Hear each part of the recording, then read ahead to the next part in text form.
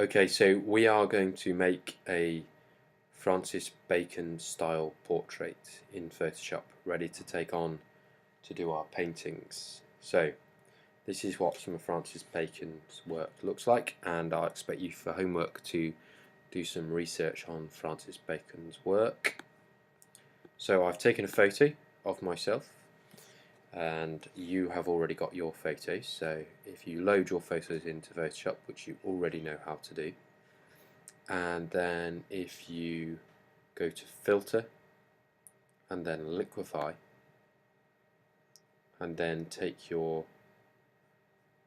select your tool here and change your brush size here if you need to.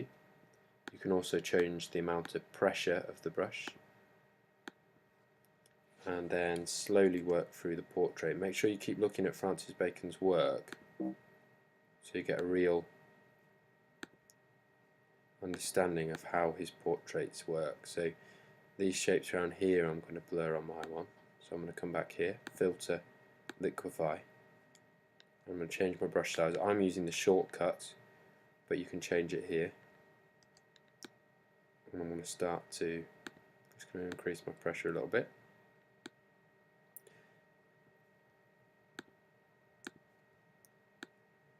And start to work through my portrait.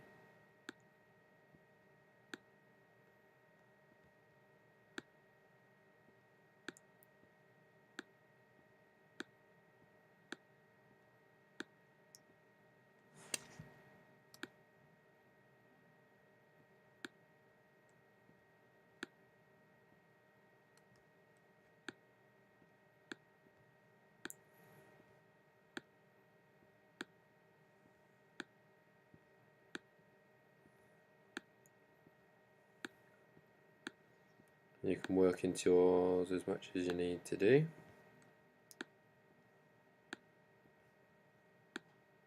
Now I'm going to keep looking at my Francis Bacon work. It won't let me look at it, so you might be better to get that ready beforehand, so get it on your screen so you can look at it.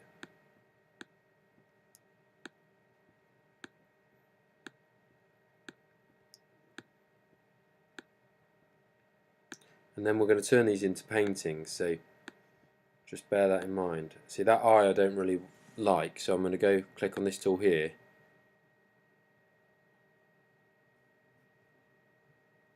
which is the reconstruct tool, and you could just go backwards and reconstruct what you've done. So you can have a play with some of the other tools as well. You might find that some of them work for you,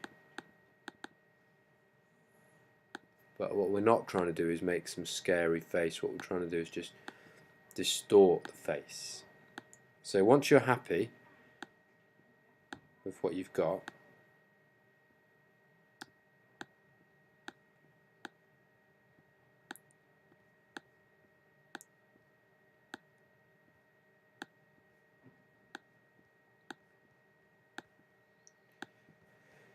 hit OK, and then what I want you to do is go layer, new layer, and that bit is important.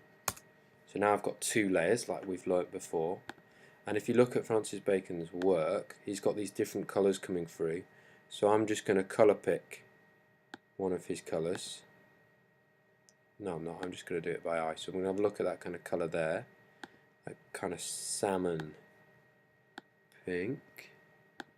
I'm going to put it on this new layer, get my brush. Again, I'm using my shortcut. You can change your brush size up here if you want to. And I'm just going to draw into some of this. It can be a bit scrappy how you draw into it, it doesn't have to be too neat. I'm going to take an orange there as well.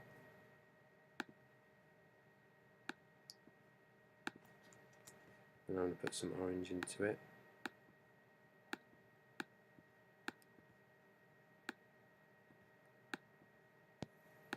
Okay, and then on here you click multiply, and it should just tone it all down for you. Actually, before I do that, I'm going to put on there a blur. So it's filter blur and then radial blur. Okay, and then I'm going to hit multiply. There we go. So you can do that as many times as you want to and layer that up so you get these different painted coloured effects in there, and just keep going back and forth until you're happy.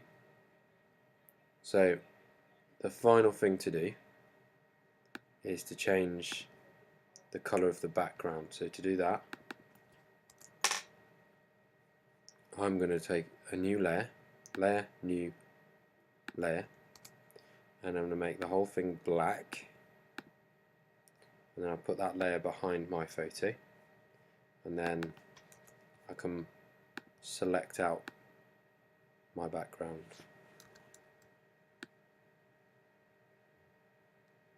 You might have to use the rubber as well. And yeah, you might want to either take the rubber, turn it to a brush,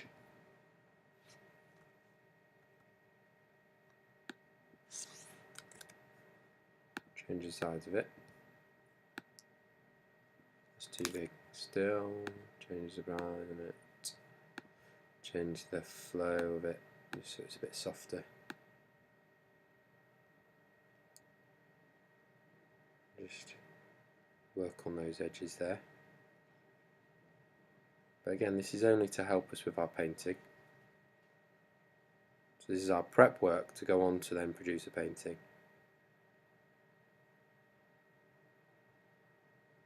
So once you're happy, then save and print off. But if I was going to carry this on, I'd go back into my liquify again, filter, liquify, and work back onto it again.